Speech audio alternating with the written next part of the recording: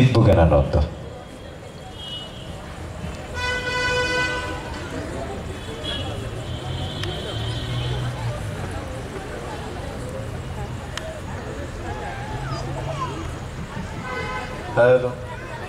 ओम असतो सद्गमय तमसो मा ज्योतिर्गमय मृत्योर्मामृतम गमय आविराविर्मयेति।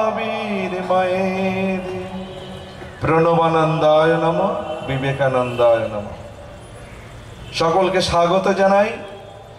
শ্রদ্ধেয় মেলা কমিটির সভাপতি রতন দে মহোদয়, ভারত সেবাশ্রম সংঘের অকৃত্রিম বন্ধু এবং চেয়ারপারসন, সকলেই আমাদের পরিচিত এবং সুধী নাগরিকবৃন্দ,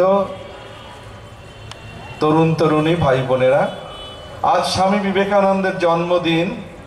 আমরা তাকে প্রণাম জানাই। তিনি সেবার কথা বলেছিলেন, মানুষকে সেবা করো, মানুষকে ভালোবাসো। তাই আমাদের দিদি বলছিলেন একটু আগে, ভারতবর্ষের যে স্বপ্ন দেখেছিলেন স্বামী বিবেকানন্দ, প্রণবানন্দজি তার স্বপ্ন সার্থক করেছিলেন। তাই ভারত সেবাশ্রম সংঘের হাতে যোধপুর উৎসব কমিটি কিছু অনুদানের চেক তুলে দিয়েছেন। আমরা অত্যন্ত আনন্দিত যে আমাদের বন্যা দুর্ভিক্ষ মহামারীতে আপনারা এমনিভাবে সকলেই আপনাদের সেবার পসরা সাজিয়ে আমাদের কাছে পৌঁছে দেন। আমরা অত্যন্ত আনন্দিত। মেলা কমিটিকে ধন্যবাদ জানাই, রতনবাবু সহ সকল আদায়।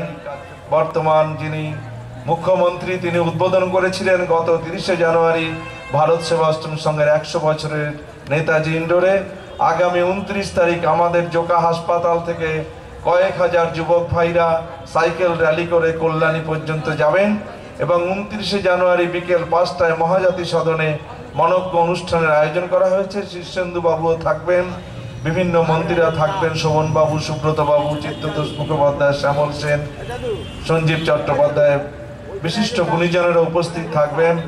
আমি অত্যন্ত আনন্দিত যে ভারত সেবাশ্রম সংঘের ত্রাণ তহবিলে আজকে এই মেটালিস্টিকের যুগে, ভোগবাদের যুগেও সেবার কথা মনে রেখেছেন যোধপুর উৎসব কমিটি, তাকে ধন্যবাদ জানাই। মানুষের সেবার জন্য তারা এই অর্ঘ্য প্রদান করেছেন সংঘকে। সংঘ তাদের কাছে কৃতজ্ঞ, সংঘ তাদের অভিনন্দন জানায়।